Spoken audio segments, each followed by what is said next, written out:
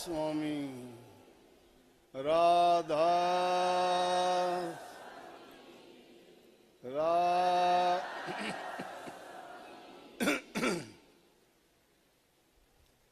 राधा स्वामी दयाल की दया, राधा स्वामी सहाय, राधा स्वामी। प्यारी साध संगत जियो, थोड़ा धैर्य रखो, चिंता की बात नहीं, हवा चलेगी। पंखे भी सब आपके रखे जाएंगे, आराम से बैठ के अपनी जगह पे शांति से बैठोगे, कोई चिंता वाली बात नहीं। समझौता है अपना, ये मालिक अपनी बात में दखल नहीं देता। अपना काम हो तो शायद गलती होगी, लेकिन जहां प्रभु के गुणगान, नेक काम, समाज कल्याण भलाई के काम जहां होंगे, वहां तो परमात्मा स्वयं आके सहायता करते हैं। वो किसी प्रकार की रुकावट पैदा नहीं करते। शांति से बैठोगे, भूल जाओगे, कोई गर्मी गर्मी नहीं। और फिर बिना कष्ट के मिलता भी क्या है। कभी ये सो गर्मी उन लोगों को तो लगेगी जो एसी में सोने वाले, बैठने वाले, और जो हम जैसे जो यूं धूप गर्मी सर्दी सब बर्दाश्त कर लेते, उनके लिए ये चीज मायने नहीं रखती। फिर आपके महसूस करने पे बहुत ज्यादा है। हम हर चीज को महसूस कर लेते हैं। हाय गर्मी, हाय गर्मी, देखो बादल आ गया ना, हवा भी आएगी, अभी देख लेना। एक साल में मुश्किल से नंबर आ पाता है, वो भी इतनी मेहनत करने के बाद। कोशिश मेरी होती है हर केंद्र पे एक सत्संग हो जाए, लेकिन आश्रम बढ़ जाते हैं तो फिर वो बात मेरी पूरी नहीं हो पाती। फिर भी जो पुराने सत्संग रखे हुए हैं, वो सत्संगी भी वहां के मजबूर कर देते हैं कि ना, हमारा टाइम आ गया, अब कब करोगे, पहले से ही शुरू हो जाते हैं। मैं कहता हूं भाई, सत्संग करना तो मेरी जिम्मेवारी है, आप चिंता ना करो, आपके समय पर होगा। तो ये समय इसी महीने में लगभग इधर उधर के सत्संग करने के बाद, क्योंकि कम से कम 10-15 दिन का गैप तो होना चाहिए। अब 15 अगस्त का सत्संग दादरी का था, एक हफ्ते बाद रूपावास का था, एक हफ्ते बाद फिर अपने बादरा का था, अब उसके बाद ये आ गया। इसके बाद भी होगा, आज बता दूंगा कहाँ का होगा। लगभग हर इतवार का हफ्ते के बाद में सत्संग आपको मिलता रहता है। और ये बड़ी अच्छी बात है कि इस जीव को, इंसान को जितने सत्संग मिले उतने ही अच्छे हैं। क्योंकि जब भी जो बात कही थी कि मन के लगाए पिया पावे, कोई इस भी मन को लगावे जी, इसको मन को लगाने की बात है। ये मन जिस तरफ लग जाता है और जिस चीज में इसको आनंद शुरू होने आता है, ये उसी का आदी बन जाता है। जिस प्रकार से आपको सत्संग की चाह है, नाम भक्ति करने की लगन है, उसी प्रकार से दूसरे लोगों को, किसी को कोई शराब की लत है, किसी को दूसरे नशे की लत है, ये सारी की सारी चीजें मन के कारण होती हैं। मन जब तक नहीं लगता, मन अगर आपको चाहे कितने से कितनी अच्छी चीज हो, आपका मन नहीं करेगा, आप नहीं खाओगे। और कभी कभी कोई चीज ऐसी होती है कि जिसको देख के भी मन नहीं करता, लेकिन मन कहता है खाऊं। लेकिन ये मन लगाना किसके बस की बात है? अगर हमारे बस की बात तो हो तो हम तो कभी इसको भटकने नहीं देंगे, बिगड़ने नहीं देंगे। हमेशा अच्छे काम में लगाएंगे, लेकिन हमारे बस का ये है नहीं। इसलिए हम तलाश करते हैं ऐसे व्यक्ति की जो इन चीजों से ऊपर उठ गया है, जिसने अपने मन को काबू किया है। वो हमें भी उसको काबू करने का तरीका बता देगा, बता ही नहीं देगा, उस और हमारे मन को लगा देगा। हमारी जो कमियां हैं उनको गिन गिन के बाहर निकालने का काम करेगा, और वो चीजें, वो नुक्ते, वो शिक्षा, वो उपदेश देंगे कि जिसके कारण ये मन दोबारा से उन बुरी चीजों की तरफ ना भागे और ना अटके। आसान काम तो नहीं है, मुश्किल है, परंतु लगन जब दिल में लग जाती है, सच्ची लगन जब होती है, सत्य से जब इंसान अवगत हो जाता है, उसकी वास्तविकता को जब पहचान जाता है, उसका मन नहीं करता। जिस चीज का हमें जब तक पता नहीं होता है, तब तक वो चीज हमारे पास हो तो भी उसका ना हम महत्व जानते हैं, ना गुण जानते हैं, ना उसके फायदे जानते हैं। परंतु जब पता लगता है कि ये इतनी कीमती चीज है, तो फिर हम उसको हर प्रकार से गुप्त रखने की कोशिश करते हैं, सुरक्षा उसकी करते हैं, छिपा के उसको रखते हैं कि किसी को पता ना लगे इस चीज का। प्रभु की भक्ति करना आसान तो नहीं है, कठिन बहुत है। लेकिन अगर कठिन कठिन कह के किसी चीज को हम छोड़ देंगे तो वो कठिन रहेगी, परंतु हम पूरी लगन के साथ अगर उस ओर लग जाएंगे तो थोड़ा थोड़ा थोड़ा थोड़ा करके ऐसा समय आएगा कि हम बहुत कुछ उसमें हासिल कर लेंगे, हमें बहुत कुछ प्राप्त हो जाएगा, और फिर हमें ये यकीन और तसल्ली होगी। अब कितनी ही बातें बताई गई इस वाणी में, कबीर साहब की वाणी थी कि इसको मन को किस तरह से लगाया जाए। बात तो बारी है, समझाने का पूरा प्रयास किया है। देखते हैं हम रोजाना तमाशा देखते हैं, लेकिन उनको देख के हम भी अगर करना शुरू कर दें तो अभ्यास करते करते क्या नहीं हो जाएगा। पहला जो बात इसमें बताई गई, कहते मन को ऐसे लगाओ जिस प्रकार से नटनी बांस पे चढ़ती है, एक रस्से पे चढ़ती है, लेकिन उस रस्से पे एक बांस हाथ में लेके दोनों हाथों से पकड़ के रखती है।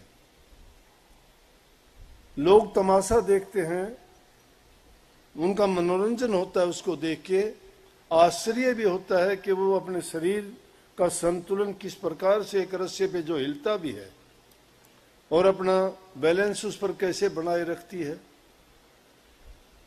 वो रस्से पर ध्यान नहीं देती, बल्कि उसकी सूरत उस बांस में होती है। बैलेंस जो बनता है दोनों हाथों से, जो उसने बांस पकड़ा हुआ है, उसके कारण उसका संतुलन उस रस्से पे, जिससा और रस्सा जाता है उसी और उसका शरीर भी जाता है और वो गिरती नहीं। तो कबीर साहब ने ये फरमाया है कि इस मन को भी इसी प्रकार से एकाग्र करके उस ठिकाने पे लगा दो, चाहे कितना भी हिलता डुलता क्यों ना हो, लेकिन सुरत जब ठिकाने पे लगी रहेगी ना तो क्या कर लेगा।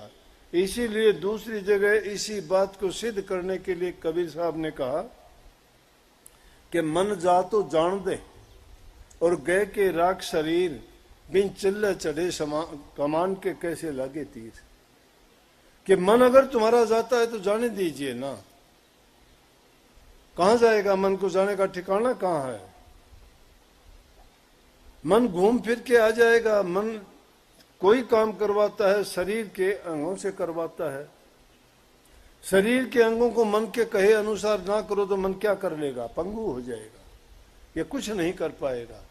इसलिए कहिए जिस प्रकार से नटनी बांस में अपना ध्यान लगाए रखती है और अपने शरीर का संतुलन बना के ऐसे उस पर टिकती है कि वो गिरती नहीं। इसी प्रकार से एक साधक को, जो आप साधन करते हो, ध्यान करते हो, मन तुम्हारा विचलित होता है, तरह तरह की बातें उठाता है, कभी की पुरानी दबी हुई बात जो मन में पता नहीं क्या क्या निकल के आती हैं, और हम दूर चले जाते हैं नाम के सुमरण से भी और ध्यान से भी भटक जाते हैं। और जब याद आती है कि हम अभ्यास के लिए बैठे थे, ध्यान करने के लिए बैठे थे, हम सुमरण करने के लिए बैठे थे, बातें क्या याद कर रहे हैं। ये है उस मन को ठिकाने पे लाने का। कहने के लिए बात बड़ी सुगम सी लगती है, लेकिन जब करोगे, जब लगोगे, सबसे पहली चीज है धैर्य रखना पड़ेगा।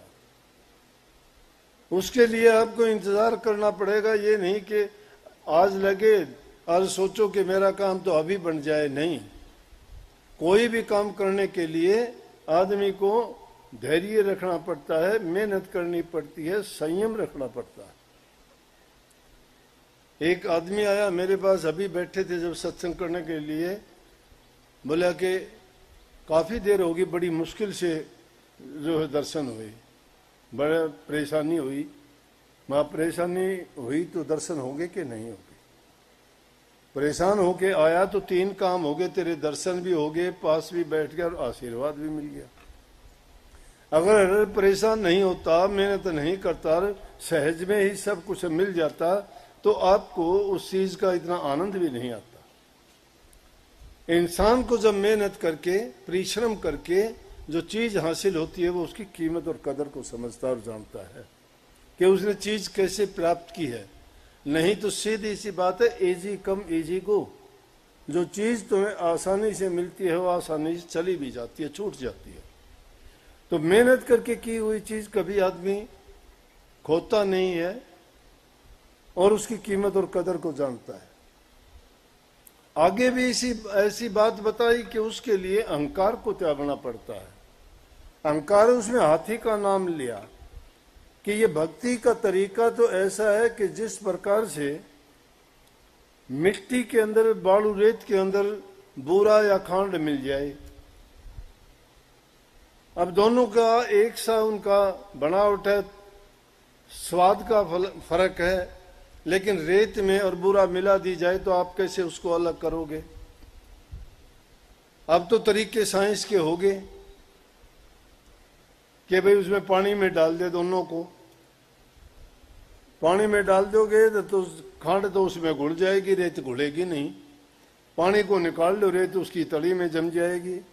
पानी को उबाल लो, तुम्हें चीनी और खांड वापस मिल जाएगी।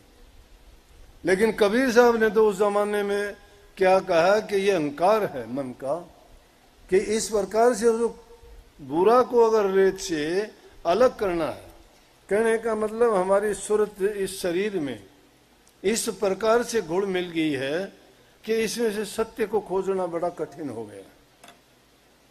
और मन उस हाथी की तरह से बड़ा मगरूर है, बड़ा अभिमानी है, और जहां अभिमान है वहां इंसान हमेशा मार खाता है, मिलता नहीं है। अभिमान का सिर नीचा कहते हैं ना। लेकिन कोई भी चीज आदमी नरमी से करता है, प्यार से करता है, दीनता से करता है, तो उसको तकलीफ भी ज्यादा नहीं होती और उसका काम भी बढ़ जाता है, सफलता भी उसको मिलती है। तो कहता है कि अगर हाथी बन के उस रेत में से कोई उस बुरा को निकालना चाहे तो नहीं निकाल पाता। कैसे निकलेगी वो? चींटी बन के निकलेगी, क्योंकि चींटी तो छोटे से छोटे कण को भी पहचान लेगी, वो बुरा को अलग निकाल लेगी, रेत को नहीं छुएगी। इस प्रकार से हमें उस चींटी की तरह से छोटा बन जाना है। भक्ति के मार्ग में अगर हाथी बनना बड़ा बनना चाहते हो तो बड़ा बनने से नहीं मिलेगा। सब संतों ने कही है। कबीर साहब ने क्या, नानक साहब ने कही, नानक नन्ना हुए रहो जैसे नन्ही दूब और घास, सब जड़ जाएंगे दूब खूब की खूब। कि ऐसे और आगे कहते हैं नानक नीवा जो चले लगे न तत्ती वायु। जो इंसान नीचा होके चलता है जो निर्बल मानता है, अपने आप को हीन मानता है, वो इंसान, उसको कभी ताती हवा नहीं लगती, कष्ट नहीं सहने पड़ते। एक छोटी सी बात के कारण, अहंकार के कारण इतना बड़ा बवाल हो जाता है कि इंसान पूरी जिंदगी उसके लिए पछताता है। लेकिन वही बात, एक छोटी सी बात से अगर मुक्ति है तो वहीं उसको मोक्ष देना चाहिए, उससे कुछ घटता नहीं है। लेकिन हम अहंकार कर लेते हैं बात बात पे। ये अहंकार बहुत बड़ा दुश्मन है। देखो कितनी उसमें एक छोटी सी बात के कारण, थोड़ी सी भूल के कारण, थोड़ी सी अपनी सोच को सही ना करने के कारण छोटी सी बात पर ऐसे झगड़े मुकदमे हो जाते हैं, पीढ़ियां बीत जाती हैं। झगड़ा नहीं मुकता, हम मुक जाते हैं। काम करने से जाते हैं, दिमाग में हमेशा वही बात, उसी की उधेड़ बुनी लगती है। कोर्ट कचहरियों के मुकदमे चलते हैं, धन की हानि, समय की हानि और घर की बर्बादी, बच्चों की परेशानी, सब का सब ऐसा बिखर जाता है काम। लेकिन किसके कारण हुआ? वो थोड़ी सी नासमझी के कारण। और उसको फिर हम दोष किसका देते हैं? भाग्य का दे देते हैं। कर्म का दोष फिर भी नहीं देते। कर्म किसने किया? हमने किया। कर्म करते वक्त हमने नहीं सोचा कि इसका प्रतिफल क्या होगा, इसका कर्म फल क्या बनेगा। अगर कर्म करते वक्त हम उस कर्म फल को जांच लें, परख लें, सोच लें, लेकिन उस टाइम पर क्या होता है कि कुबुद्धि हो जाती है हमारे विचार दूषित हो जाते हैं। क्योंकि उस समय हमारे अंदर अहंकार काम करता है। हम कहते हैं हम किससे कमजोर हैं, हम किससे कम हैं, हम ताकत में ज्यादा, धन में ज्यादा, परिवार में ज्यादा, हमारे साथी ज्यादा। लेकिन जब वक्त आता है, साथ कोई आया नहीं है, साथ कोई जाएगा नहीं, साथ तुम्हारे कर्मों ने जाना है। इसलिए कर्म को क्यों बिगाड़ो, कर्म को सुधारो। कर्म जो इंसान सुधार लेता है वो सुखी रहता है। सुख के लिए सब लोग छटपटाते हैं। ये रूह दुखी है इस संसार में आके, उस सुख की तलाश में ये सत्संग, गुरु, नाम के पास जाते हैं। जो इंसान सुखी होते हैं वो सत्संग को जानते ही नहीं।